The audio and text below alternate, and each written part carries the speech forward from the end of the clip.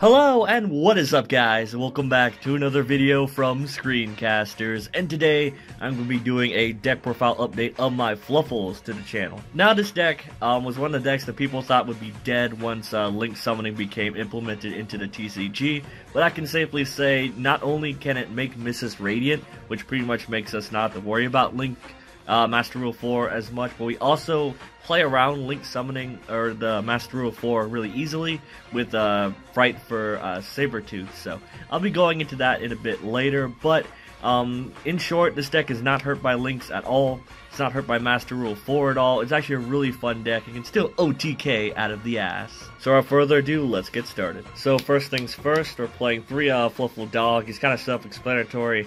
He's the Stratos of the deck. He searches any of your Fluffle monsters, as well as your specifically Edgemp Sabers, which helps you go into Fright for Tiger, as well as the Wolf. I'm also playing 2 Fluffle Penguin. This card's really good. He pretty much is like a Goblin Bird for the deck, but his main effect, right, is what you use them as fusion material. So when you use them as fusion material, you get to draw 2 cards and discard 1 card from your hand.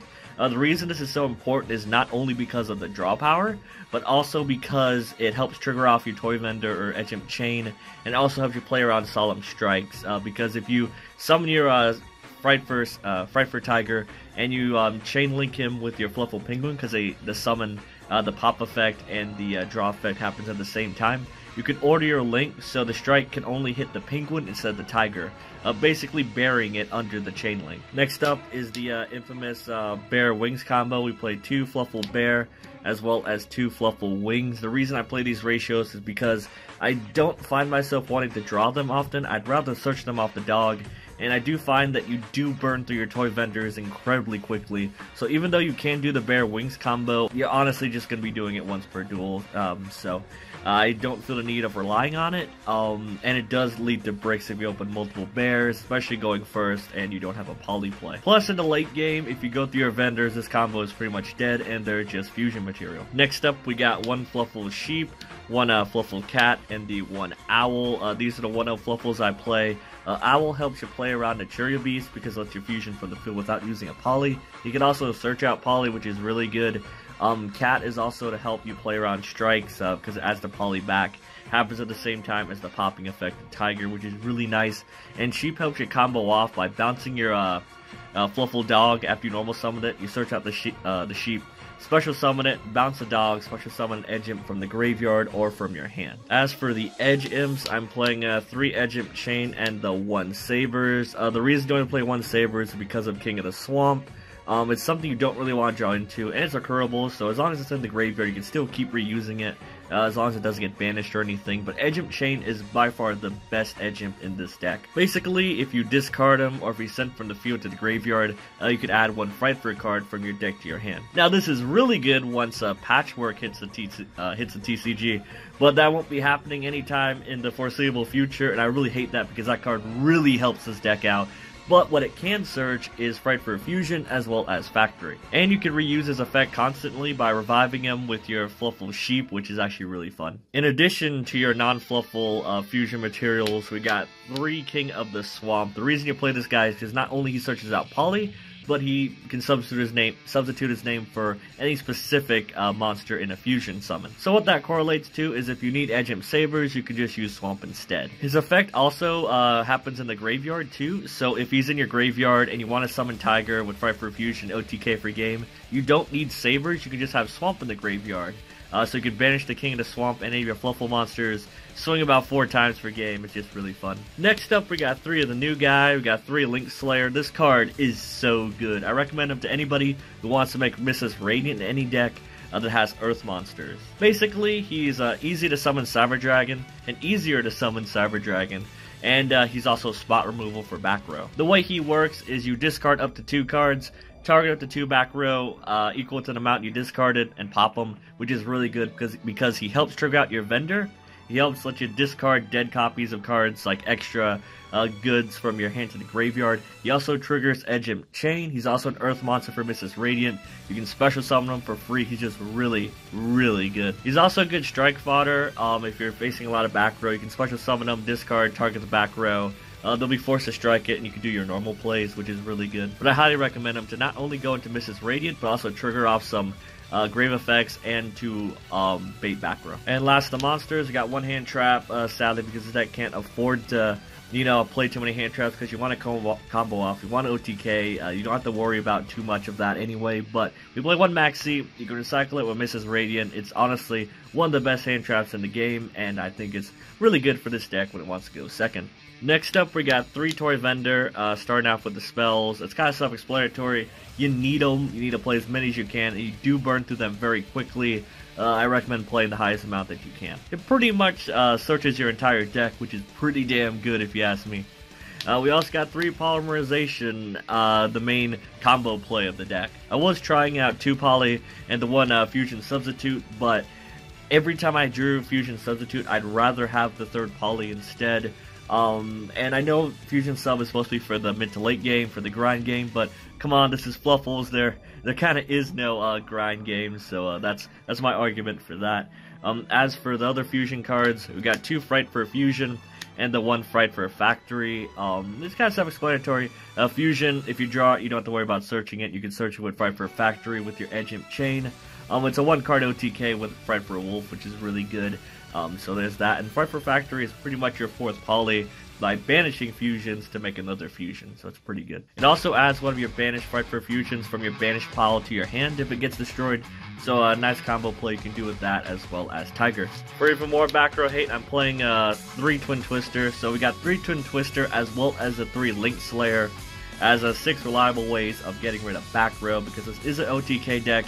That back row is the only thing stopping you from getting rid of your opponent's life points. You can also trigger off your Toy Vendors and your Edge Imp Chains the same way Link Slayer does, so there's some weird inherent synergy there. I'm also playing 2 Foolish Burial Goods and the 1 actual original Burial. The reason I played 2 and 1 is because Goods is pretty good to open with, but you don't want to open multiples of it. It does let you ditch your Toy Vendors to get a search for your entire deck, which is really good, but the fact that this card is hard once per turn, and it is dead quite often if you do burn through your Vendors, which this deck does have a tendency of doing, I'd rather play the 2 and the 1. And Burial is pretty much there to send either your Edge Imp Sabers, it's there to send your Fluffle Wings for the Bear Wings combo, which is a really good card in general, and it's a nice utility card. And last in the main deck, we got 2 Board Wipes, we got 1 Dark Hole, and the 1 Regeki. Kind of self-explanatory.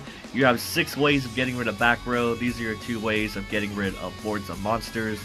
So yeah, that's it for the main deck. Onto the extra deck. As for the Link monsters, you got 2 Mrs. Radiant and the 1 Decode Talker. Pretty self-explanatory.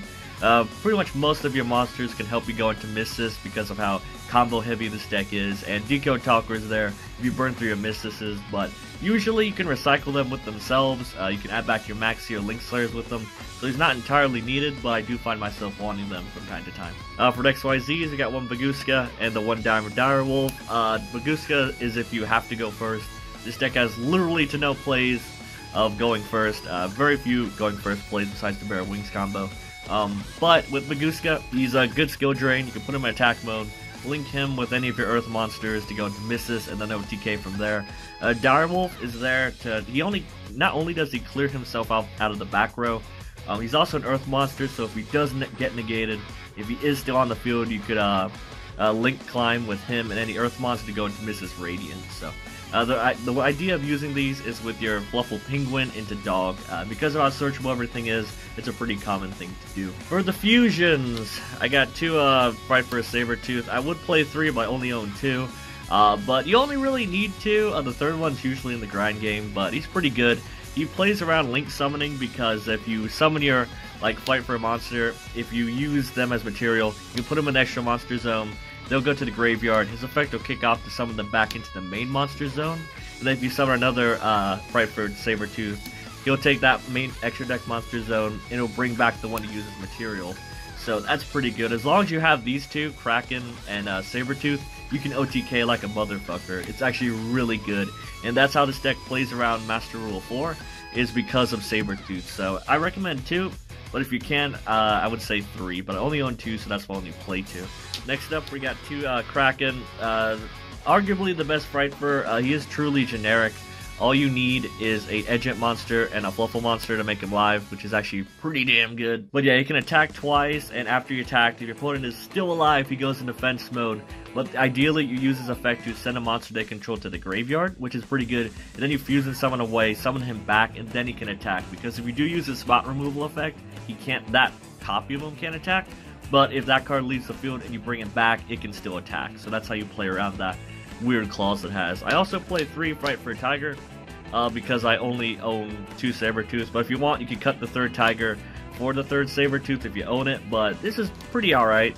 He helps, he's spot removal, he helps boost your Fright Furs. Pretty good card in general. We got 2 Fright Fur Sheep. That's if you fusion summon with either King of the Swamp or with your Edge Imp Chain. He comes back. He's actually a big problem for some decks to deal with. And the last card of the extra deck, we got 1 Fright Fur Wolf because it's a standard OTK. Fright Fur Fusion, banish Sabers, banish at least like 3 or 4 Fluffles, swing 4 times per game. He's 2,000. What is there not to like about him? So that's it for the deck profile, guys. So yeah, I hope you guys enjoyed this little deck list and deck profile of Fluffles. It's a really fun deck. I highly recommend it to anybody who wants to try a different deck from the norm. It's still actually pretty good.